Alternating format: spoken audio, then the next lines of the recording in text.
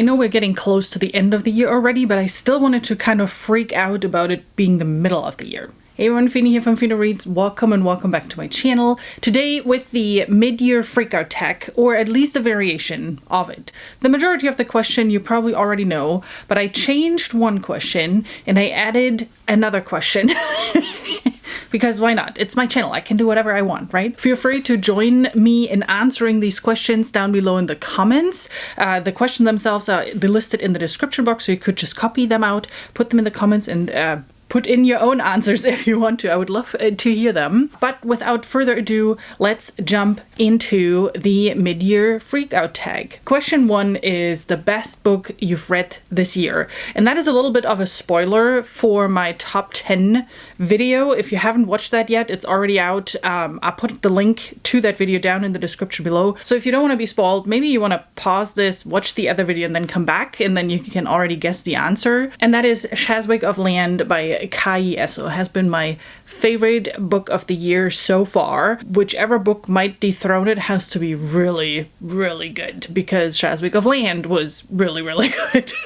Yeah, it's mostly for the reason that I can't stop thinking about it. This is such a unique story, such an amazing, just the reading experience was so amazing, and I keep thinking about it. I keep just having this warm, fuzzy feeling when I think about the book, and because of that, it had to be my favorite book of the year so far. By the way, if you want to read Shazwick of Land or a bunch of other books for free, you can do so by signing up for Yearn using my code, so you get the first month for free. So you have a whole month that you can read all these books for free, or listen to audiobooks for free as well. Afterwards, it's just $9.99 a month. But yeah, sign up, no obligations at all. All the information are down below in the description box. What can I say other than you're welcome for introducing you to your new favorite reading app? Next question is the best sequel I've read so far this year, and there were a couple, because even though I've only finished one series this year so far, I've continued a couple of them, starting with the Senyara Chronicles. That's the series that I finished, and in particular book 2 out of that 4-book series plus a novella was my favorite. Like, that ending in book 2 was fantastic. I did not see that coming. Usually when you have these type of adventure stories, there's kind of a very typical way these stories go, but Megan Haskell completely blew all of this. And it's like, let me do something different and let my hero be something entirely different. And I loved it. I ate it up. I immediately read book 3 and pretty much binged the whole series. Then I read book 2 in the Moonlight Dragon series by Nicolette Andrews, and I loved that as well. Like, book 1 already surprised me like crazy, because I was in for somewhat of a cozy, very typical romantasy, but I got a lot more fantasy elements that I ever expected to get, and book 2 just added so much more to the world building, to the political intrigue, to the character depth. It was so much fun to read it. The third sequel that I'd have to mention here is Divided Allegiance, which is book 2 in the Deeds of Paxenarion by Elizabeth Moon. I will talk about that book and the reason why it is part of the answer in a later question, so stick around for that. But yeah, that was really, really good. Question number 3 is about new releases that I haven't read yet, and there are a couple, actually. Like, there were a couple of books that came out early this year that I wanted to read the moment they came out, but then, I don't know, everything fell apart this year and I didn't get to them yet. One is Gunmetal Gods, the Death Hymns of Homora, which is part of the Gunmetal Gods series, but it is a standalone. Gunmetal Gods is one of my favorite fantasy series out there, and the fact that I haven't read this book yet is shameful. Like, what am I even doing? Why am I even talking to you instead of reading this frickin' book right now? Another one of those is Benjamin Averin's Venomborn series. And I know I'm wrong with the series name, but I'm blanking right now what the series name is. But it starts with the book Venomborn. The whole trilogy is done now. All 3 books are released at this point. And I know I've read Venomborn when it originally came out, so he re-released it in anticipation of book 2 and 3 to adjust it with the covers and everything. But still, I loved Venomborn. I love Benjamin Averin's writing. He's also one of my favorite authors out there, and I haven't read the trilogy yet. So I need to reread Venomborn, and then I need to read Dream Hiker and Elder Fox urgently. And then there are 2 more books that I need to read. One is the beginning of the series, that's the Fail Failures by Benjamin Lear, which is a highly anticipated release. I don't know much about it. I think it's a sci-fi. It's set within a mountain, which I think is a super cool setting. And then the last book that I want to mention is a standalone. It's called Ashland by Matt Harry. This is set in several areas in LA that I even know, which I kind of find this interesting if you read a book where that is set in places that you know, that you've been to. I don't know if I'm the only one like that. Let me know that in the comments. All right, the next question goes kind of along with that. The most anticipated release for the second half of the year. And honestly, this year has been kind of weird with following along with new releases.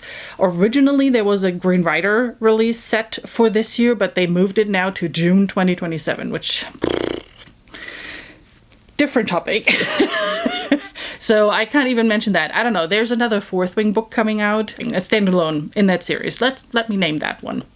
A question that I'm adding in the middle of everything, because the mid-year freakout for me is not just about my reading, but also about, the videos that I've been putting out for you, all the topics that we've been talking about through this year. So I added one more question, which is, what was your favorite video to make this year, and what video are you looking forward to make in the rest of the year? So first of all, I enjoy every video that I make because I love to talk with you about books. So that definitely, but there are definitely some videos that I had a lot of fun putting them together, or they're just topics that are near and dear to my heart. The first one is one that I was super excited about because it was the first of its kind that I was able to make, and that was my John Marrs ranking, where I ranked all of his books by, how much I like them, like a tier ranking, like this S tier ranking or whatever it's called, with the screen share and really fancy technology and everything, because he's the only author where I've read all the books from. With John Marrs, I've read all 14 of his books, and I was so excited that once I was done that I could do this ranking. The other one falls into the category of supporting themes that I liked, and I made a video about underrated fantasy by female authors,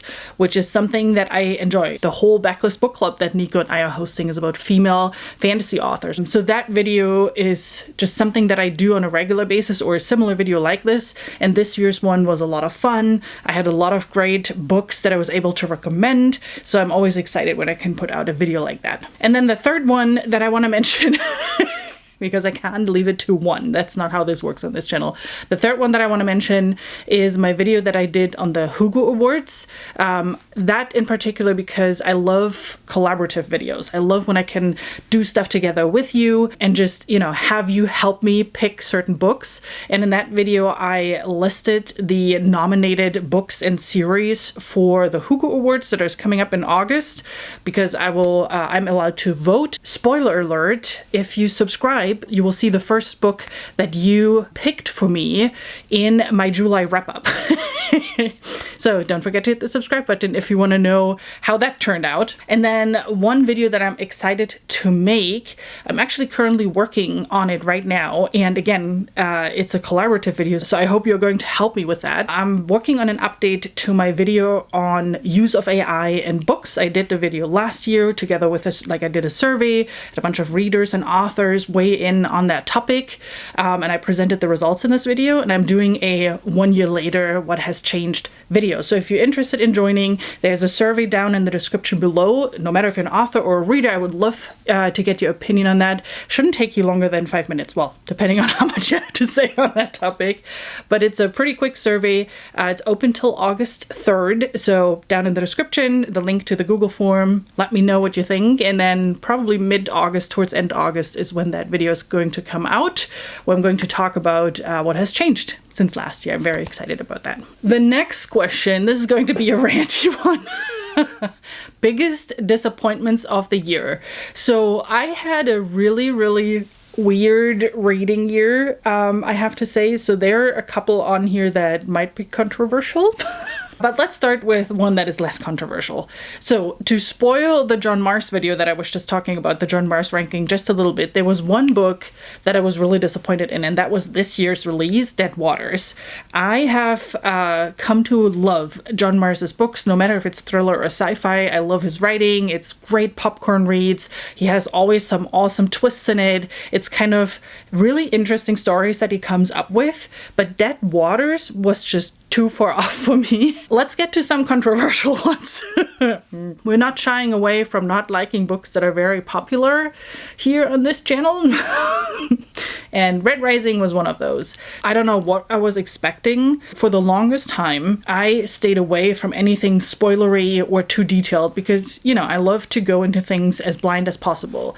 So when I heard a lot of very positive commentary about Red Rising, I knew this is one of those series that I have to put on my TBRs. So I kind of roughly knew it's sci-fi, Hunger Games, like, that's it. I don't know what was going on in my head. I probably overhyped it too much. Like, I was expecting something in the level of Game of Thrones, Lord of the Rings, if we take really big SFF series, right? Like, I was expecting something deep and gritty like that. And what I got felt more like a YA. I don't know. It's really not YA. It's pretty dark at times, but I didn't like the writing. I didn't like the main character. I didn't like the first person telling. I even read Golden Sun and did not vibe with it either at all. I had the same issues with that. If you want to go into the details, I'm ranting especially about Red Rising quite a bit on the reading wrap up. I forgot which month it was, but I put it down in the description box below. And then a similar, very popular booktube darling, Lions of Arasan. So that was also one of those where I stayed away from any spoilers, but for some reason I was like, oh, this is a gritty fantasy. Turns out it's not fantasy at all. It's a historical fiction.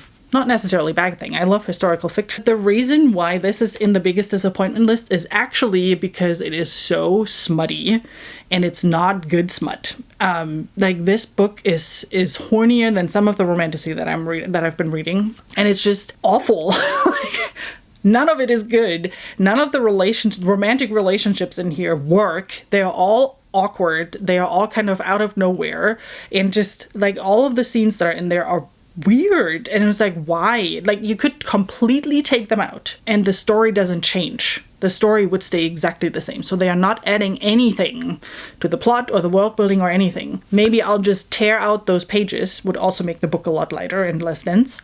And then next time I just read it without the smut scenes. All right, let's talk about more positive things. All right, biggest surprise this year, and that has to be all the backlist book club picks, really. Nico and I have done the backlist book club since last October 2025. We're reading one book a month, and I've read most of them. I still need to read our March book, which is Dragon Prince. I'm completely behind on that. All the other books had something that I loved about them. Just had some unique elements, had some cool storytelling perspective.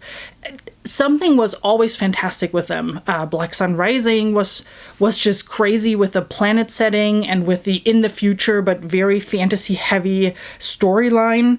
Also very dark, surprisingly dark. There are some horror elements in there that were really well done. Sheep Farmer's Daughter, I already mentioned Divided Allegiance, the second book in the series, but Sheep Farmer's Daughter was fantastic. This might turn out to become a new favorite fantasy series. We read The Wall, which is a standalone. So interesting literary sci-fi. What else did we read? We read Daggerspell, and even though that was a DNF, that premise was super cool.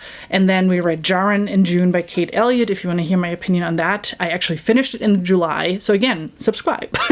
So you see my opinion on that in the July wrap-up. If you want to join that, by the way, feel free to do so. I have a bunch of posts on my YouTube channel where I link to the Discord where we have all of our conversations. So I would love to have you for that one as well. Next question is about a favorite new author, either debut author or new to me. And I have two because we cannot have one answer per question.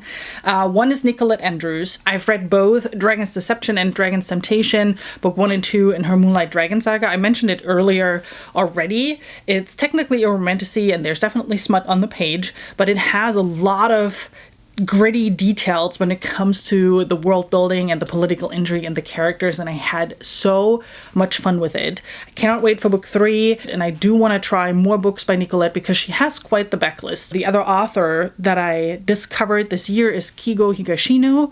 That is not a fantasy for once. It's actually a mystery by a Japanese author. It's a translated work, and I am very fascinated now by Japanese crime mystery thrillers because I loved the way the story was told and how the reveals happened. Definitely intrigued by that, and I have the second book in the series already here. I have another Japanese crime story here that I'm very excited about reading, so definitely a subgenre I will be exploring more of. The next question is one that I'm changing. Usually the question is new fictional crush, but I don't do that, so I decided to switch it to favorite reread. And even though it was just one in the first half of the year, I thoroughly enjoyed it, and that was Nightfall by Danielle Burnett. I'm currently reading through the series because I read book one forever ago and then never continued, but I got to talk with Daniel. By the way, there's an interview on the channel if you want to go check it out. He was telling us more about his omnibus that is coming out in September, and I want to read through the story now finally to then celebrate with everyone in September properly. The next one is newest favorite character, and that is hands down Paxenarian, or Pax, from The Sheep Farmer's Daughter, from the Deeds of the Paxenarian series. She is such a naive but cunning character. She wants to do the right thing, but she struggles kind of with the unintended consequences, and it is so incredible and so much fun to follow her along, because that's literally what you're doing. You're just following the day-to-day with Pax, and it completely blew my mind. I didn't think I would like a story told this way, but, you know, turns out I do. So Pax definitely, and I definitely want to spend some more time with her. And then the other set of characters that I found very interesting are Gray, Darius, and Ava from The Knife's Edge by Matthew Wolfe. And that trio gives me Harry Potter vibes, like Hermione, Ron, and Harry. And I loved it. It was so much fun following them along and seeing them on their adventures. And I'm very excited to see where their journey is going in the rest of the Ronin saga. Question number 11 is a book that made you cry. And every time, like every year I'm doing this tag, I'm like, I'm not a big of a crier. And I actually had some mid-year Freakout tags where we're saying like none really, because there are not that many books that make me cry. I probably can count them on one hand. But this year, there was definitely one where, I mean, I wasn't full out bawling, but I definitely had a moment, and I needed to collect myself afterwards after I put the book down and was like, woof.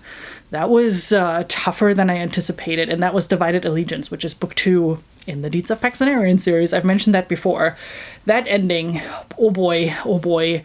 And it's not the first time that I mentioning this in a video, but I really have to read book 3. I think it has to be my next book, maybe, that I'm have to pick up. We'll see. I need to know how that all continues, what we saw at the end of book 2. That was tough, and yeah.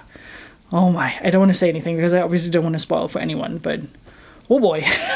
All right, book that made you happy. We always start with a negative with these questions. Did you notice that? Like, biggest disappointment, biggest surprise, and now made you cry and now made you happy? Well, a book that made you happy. 2. One is Shifter's Faded Summer by Ellie Hollis. It's paper porn. Of course that makes me happy. Who wouldn't like that kind of stuff? But aside from the fact that it is literally a smut book, I also love the story. It's a werewolf story, and there's a lot of little detail in there on just them building their relationship and figuring things out, what's going on. And I enjoyed this a lot. Great writing, very entertaining, very fast paced, and I will definitely go check out the other books in that same series. And then the other book that I want to put on the list is Women of the Weird West, which is an anthology edited by Casey Griffin. I also had an interview with Casey Griffin on the channel, and that is here because it was such a fantastic short story collection with stories that were just super unique. And I loved that I found a new subgenre, first of all, that I want to look deeper into, because Weird West sounds fantastic, and these short stories in the Weird West setting have been fantastic. And then there were also a lot of new fantasy themes in there that, you know, I have to look to see if I can find more things with these elements that I can read more about. But it was just a fantastic collection where I found things that I haven't seen before, and that always makes me happy. Question number 13 is most beautiful book you've bought so far this year or received.